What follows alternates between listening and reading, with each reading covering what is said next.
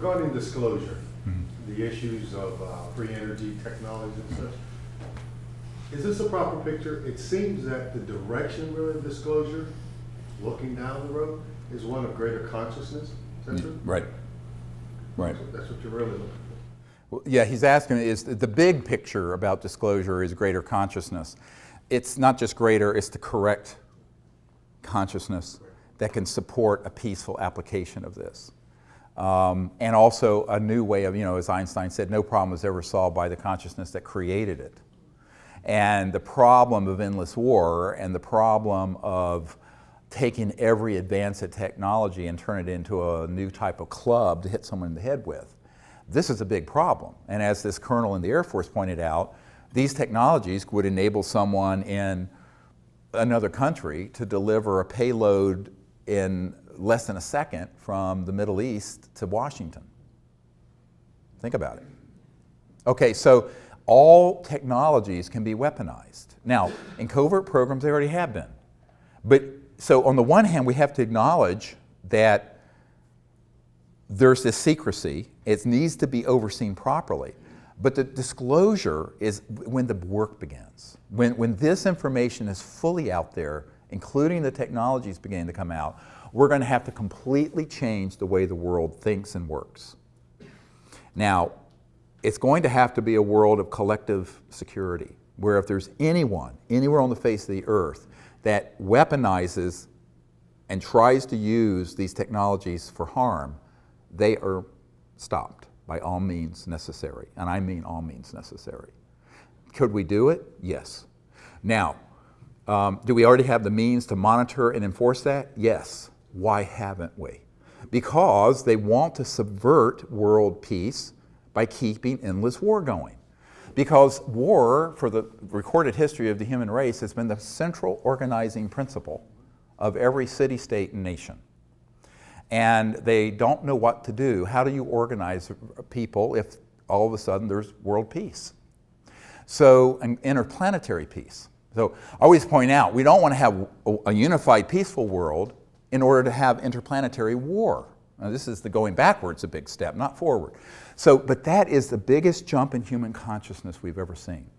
And it is a spiritual and social, psychological issue more deeply than it is a technological or information one. Absolutely, 100%. Yes, sir? There's so many people now worldwide working on zero-point energy. It almost feels like the genie's out of the bottle and the forces that be cannot possibly contain all of them. What is your view? Are any of them close? Yes, so there's so many people working on zero-point and similar approaches, and the genie's getting out of the bottle. Can they contain all of them, and is anyone close? Yes, they can contain them, and yes, there are people close. In fact, there are people who have them. Let me give you one example. We believe there's a fellow named 𝗏𝗏 in Italy who has a device that generates apparently over unity excess energy and heat. Although no one knows the mechanism of action, he's keeping it a trade secret. Very big and probably fatal error.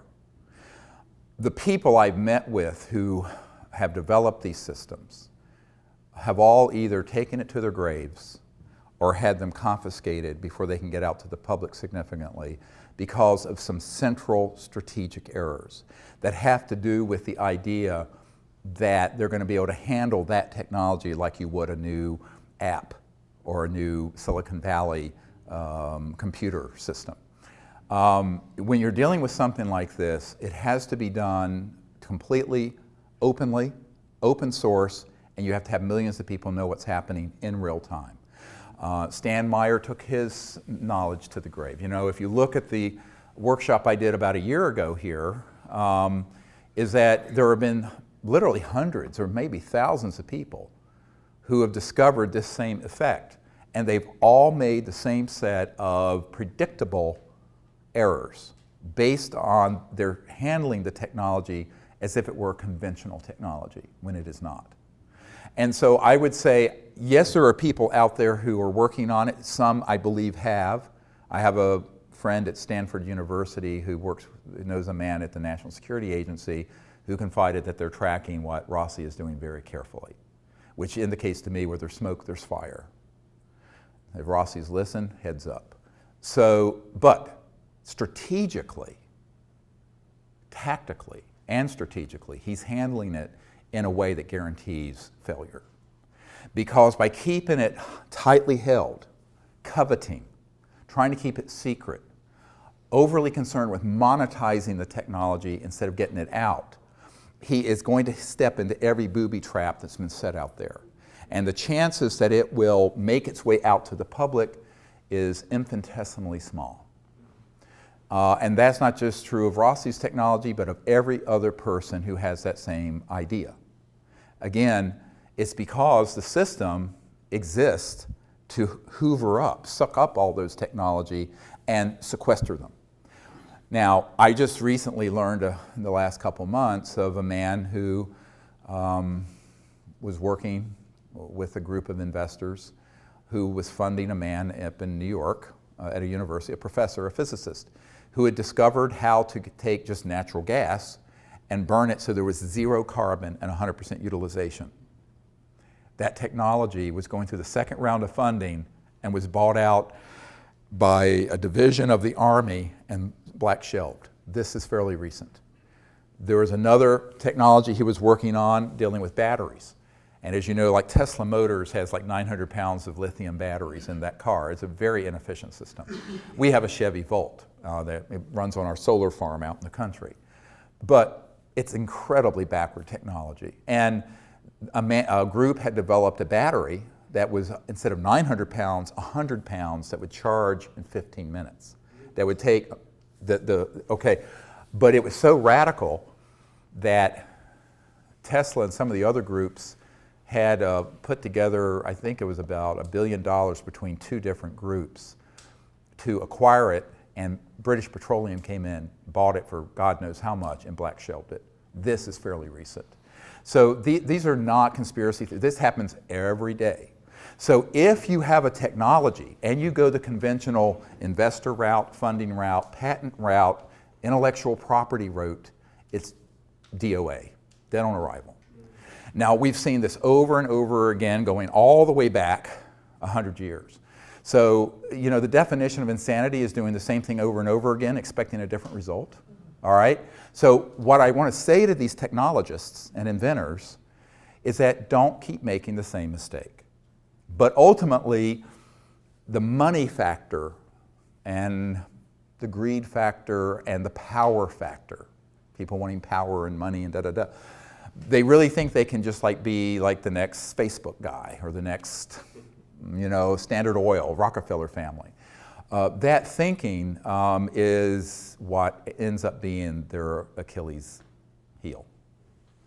Because ultimately, it ain't going to work that way. And someone's going to have more money and power than the next person has, and they're going to buy it out. Or it's going to get sequestered through a national security order. So the only way to do it that I can see is to do it openly, transparently, in real time. Every step of your development is uploaded to the internet, which is my proposal for the energy research and development program we want to do. Well, we don't have the funding to put that together. But if I were just to be put on the advisory board for these new energy researchers, I would say that's the first thing you have to do. The problem is many of them are trying to get funding from people who want to be able to get a return on their investment. So that gets into the question of you have to find people who are true angel investors who want to put the funds in, and they may never see a penny out. But that's very, very hard to do because, you know, it's the golden lamb sort of thing. And that's the real problem. And I think that until we learn that lesson that the last 100 years of experience has given us collectively, we're going to keep making that same mistake. And all I can do is advise. I can't force folks to do it. And we'll see. I would like to see someone make it through that juggernaut. But I'd be very surprised if they do using the strategies of conventional business, intellectual property, finance, and investor concepts.